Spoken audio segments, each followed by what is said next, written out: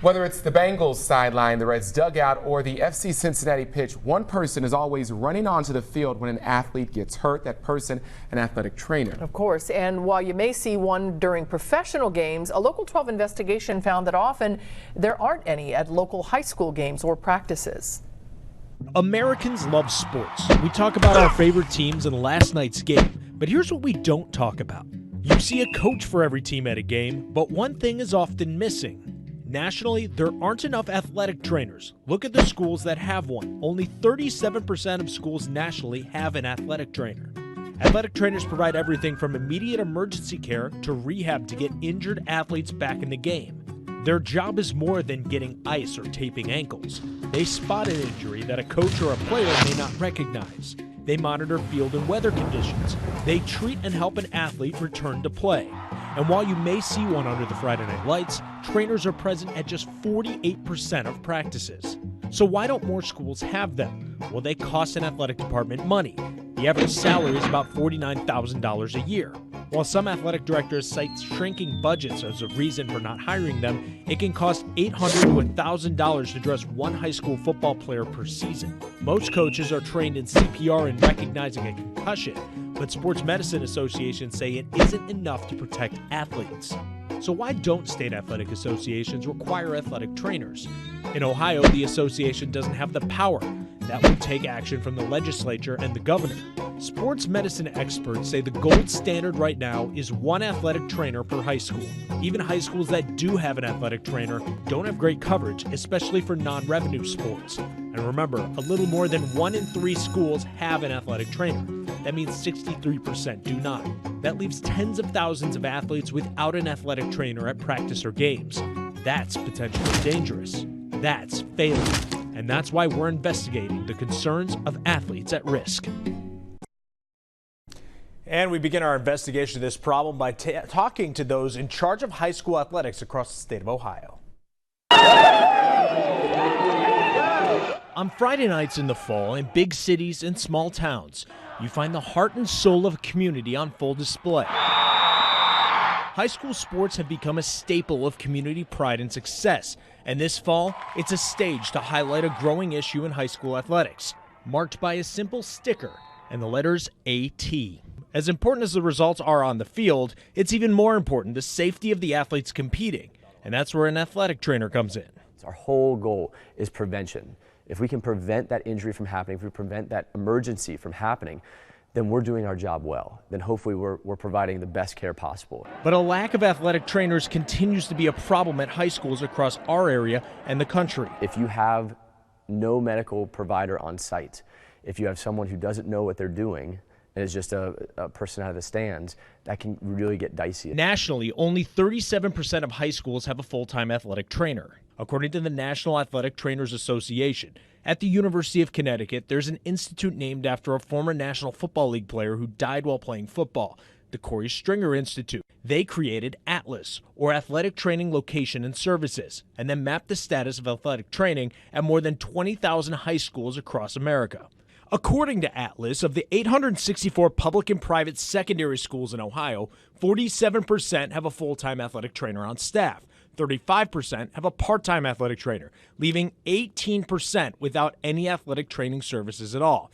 In Kentucky, 34% of the 288 schools don't have an athletic trainer, and in Indiana, only 17% of the 437 schools don't have any athletic training. If you have money to be able to have football and to have soccer and to have volleyball and all of these sports, if you have money to be able to provide for that, you need to be able to find money to be able to help have someone on site like an athletic trainer. Schools with part-time trainers often only have a medical professional present at games, leaving athletes without a medical professional during regular practice hours.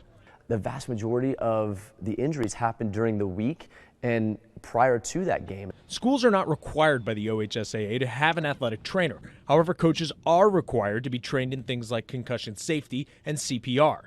Jerry Snodgrass, the commissioner of the OHSAA, said there are no requirements under OHSAA bylaws to have an athletic trainer present at regular season events.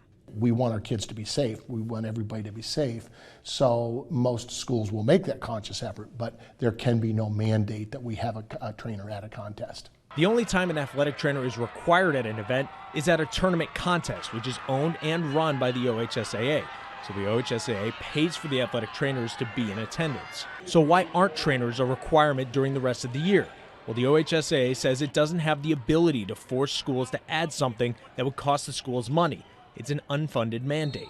AEDs are now a standard of care, that if an athletic trainer or if a medical site doesn't have an AED, there's significant liability there. Shouldn't athletic trainers also be the standard of care? Our reporting, of course, does not stop here. In the coming weeks, you'll see how AEDs became a standard of care and how athletic trainers could follow. We'll also explain the challenges of high schools face with and without athletic trainers. All right. Thank you, Chris. Now to part 2 of our investigation, athletes at risk. Tonight, Chris Rankel looks into how AEDs and athletic trainers play a vital role in keeping athletes safe.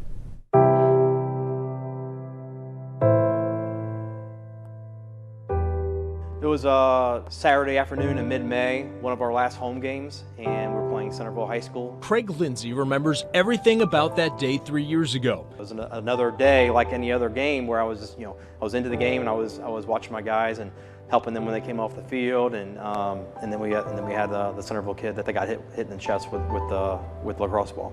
The athlete was Grant Mays, a senior for Centerville, just weeks away from graduating. He blocked the shot, scooped the ball up, probably ran 50 yards down the field, and then as he is crossing midfield, you can start to see his legs are getting weak. His legs are getting kind of wobbly, and next thing you know, he goes down. Lindsay ran onto the field with a student athletic trainer from the University of Cincinnati. He ran through his ABCs: airway, breathing, circulation. He appeared to be in a seizure-like state. He was very clenched, and he was non-responsive to any cues. So what he did? Connect electrode. He had never done in the first 22 years as a trainer, but practiced many times. That is the first time that I've ever called for an AED, yes. After one charge, Mays began breathing again on his own. They always say, train for and expect the unexpected. Honestly, it never, 15, 20 years into my vocation, I never knew it or thought it would happen to me, or that it would be presented to me where I had to take action. Thanks to Lindsay's quick actions, Mays celebrated his 21st birthday last summer. Just like AEDs can save lives, experts say so can athletic trainers. Schools are not required to have an athletic trainer. However, coaches are required to have a permit for training in things like concussions and CPR. OHSAA Commissioner Jerry Snodgrass says there are no requirements to have an athletic trainer present at regular season events. We want our kids to be safe. We want everybody to be safe.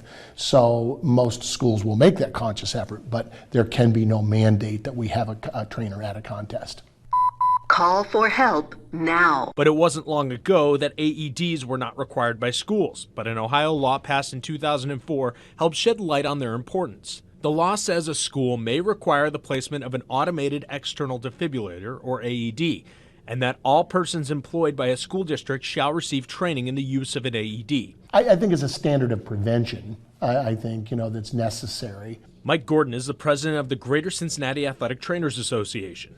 AEDs are now a standard of care, that if an athletic trainer or if a medical site doesn't have an AED, there's significant liability there. Shouldn't athletic trainers also be the standard of care? Having an athletic trainer on site or on a campus or at a sporting event, shouldn't that be a standard of care? I believe so. Then wouldn't you say a standard of prevention would also be an athletic trainer? It'd be hard to say anything different than that. I would agree. Now, while AEDs are in most high schools, they are not required at athletic events like football or baseball games. Next week, we'll show you the challenges schools face when they don't have an athletic trainer. Dave Gibson loves his district, Felicity Franklin Local Schools. As superintendent for the last 6 years, he understands the benefits and challenges of a rural community. He loves athletic trainers. His daughter Sarah is an athletic trainer at Division III Greensboro College in North Carolina. He understands their importance and their value, but Felicity Franklin doesn't have an athletic trainer. It's several layers, I think. Gibson says the first is resources. The latest census showed the population of Felicity was 818 in 2010. The closest major hospital is more than 35 miles away. Research from the Corey Stringer Institute found that medical or university facilities fund 90% of athletic trainers in the state of Ohio. None of the major medical providers in Cincinnati provide services for Felicity Franklin like they do for more urban schools. I think it's a challenge for the providers geographically, and then again, that's passed on to us to find that same resource. Another layer is money. Felicity Franklin gets about 74% of their revenue from the state. Economics are always a cornerstone, but it's not just that. It is an availability of that resource to us, whatever source we try to find it at. He isn't alone. Nationally, 37% of high schools have a full-time athletic trainer. 49% of Ohio high schools have a full-time athletic trainer. It leaves a lot of time on the playing fields unwatched by medical experts. We are the first line of defense as far as sporting events. We are that healthcare professional. We are that first responder. But underneath that, we are injury prevention, injury care. We're taping. We're rehabbing injuries. We tried speaking to other athletic directors who didn't have athletic trainers. They either didn't respond to multiple calls and emails or cited liability for why they wouldn't go on camera with us. OHSAA Commissioner Jerry Snodgrass says he understands. They're left holding the bag and not a medical bag. They're really in a tough situation. I think it just all comes down to education and money, but... Even though Gibson doesn't have an athletic trainer, he talked to us because he felt it was important to show us the challenges a small school district faces. There's always a laundry list in public schools of service you want to provide. We want every experience to be safe and healthy and a great experience. So, yeah, we would love to have that athletic support. Tucked away off a county highway as the evening sun begins to fade, the community of West Union gathered for their final football game of the year. On this night, there's more than community pride on display. A night like tonight is a testament to the sacrifice made by countless people. Because while West Union High School does have athletics, the football team plays as a club sport, and that means no school funding. Everything is donated. The kids enjoy it. You want your kids to have fun. You don't want to put them in a bubble where they don't experience the things they're supposed to experience. While this night is a celebration of what the community does have, earlier in the season, what they lack was highlighted in one moment. During the Dragons game against Southern Buckeye, West Union junior Trent Heater was hit in the ribs by a helmet, knocking him to the ground. He had a hard time breathing. The play happened when he was down. When I saw him on the ground, I knew he was hurt. I knew he'd been hurt pretty good. The high school athletics department does have an athletic trainer, but it doesn't cover the club football team. So the team had to rely on an EMT to look at Heater, who decided the club lacked the proper equipment to treat him at the field. So Heater was life-flighted to the nearest hospital. It's a scary feeling. The upside to that is, the people that pick him up are extremely well trained, know what they're doing.